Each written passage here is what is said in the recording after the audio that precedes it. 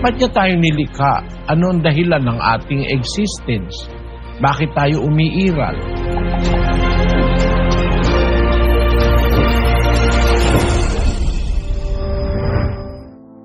Ang sabi ng Diyos, hanapin muna ninyo ang kanyang katwiran at ang kanyang kaharian.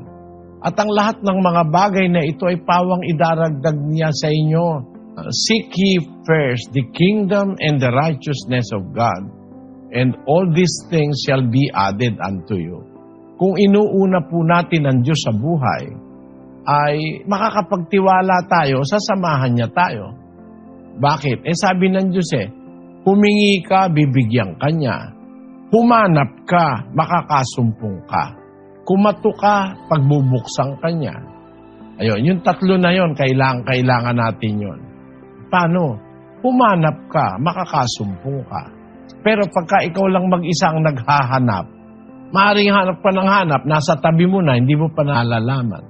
Kaya yung naghahanap ng mga ginto, mga treasure hunters, meron detector yun Meron lang ang detector, nahihirapan pa Di makita-kita yung ginto niya masita Pero kung may kasama kang Diyos, makakasumpong ka. Pwede kanyang turuan ng kanyang aral para makatiyak, magkaroon ka ng certainty sa buhay.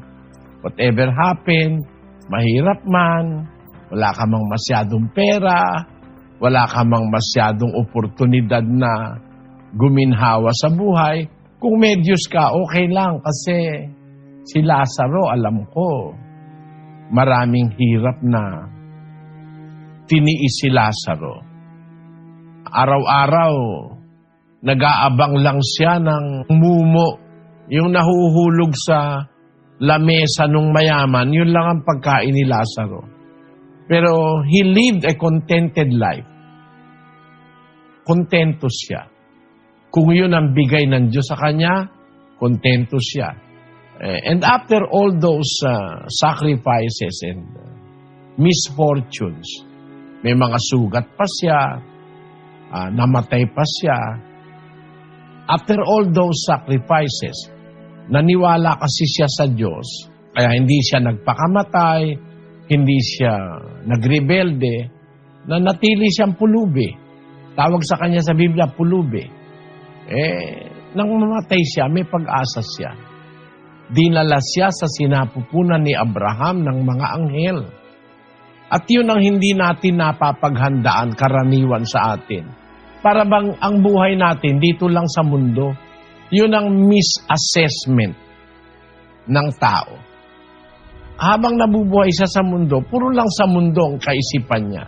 Hindi niya alam na merong buhay na darating na buhay na mas maganda, buhay na dapat nating nasain, na yun ang buhay na walang hanggan. Salita po ng Diyos ang nagsasabi niyan na hindi ang katapusan natin o ang ating buong istorya ay dito sa mundo. There is life after our life on earth. And it depends on our choice and preference in which part of eternity we are going to. Kasi dalawa po ang sinasabi ng Biblia. 5:28 ng Juan. Huwag ninyong ipanggilalas ito sapagkat dumarating ang oras na ang lahat ng nangasalibingan ay makaririnig ng kanyang tinig at magsisilabas. Ang mga nagsigawa ng mabuti ay sa pagkabuhay na mag-uli sa buhay at ang mga nagsigawa ng masama ay sa pagkabuhay na mag-uli sa paghatol. Dalawa po ang pupuntahan ng tao. There will be a resurrection. Ang gumawa ng mabuti, mabubuhay na mag-uli sa buhay na walang hanggan. At ang nagsigawa ng masama sa pagkabuhay na mag-uli sa paghatol. Kaya ngayon pa lang, dapat aware na tayo na merong dumarating in the future na hindi natin maiiwasan. Mamamatay tayo. Hindi tayo makakaiwas, mamamatay tayo. At sabi sa Biblia, kung paanong itinakda sa mga tao ang mamatay na minsan, pagkatapos nito ay ang paghuhukom. 9:27 ng Hebro. as it is appointed unto man once to die, but after this the judgment. Meron pong paghuhukom.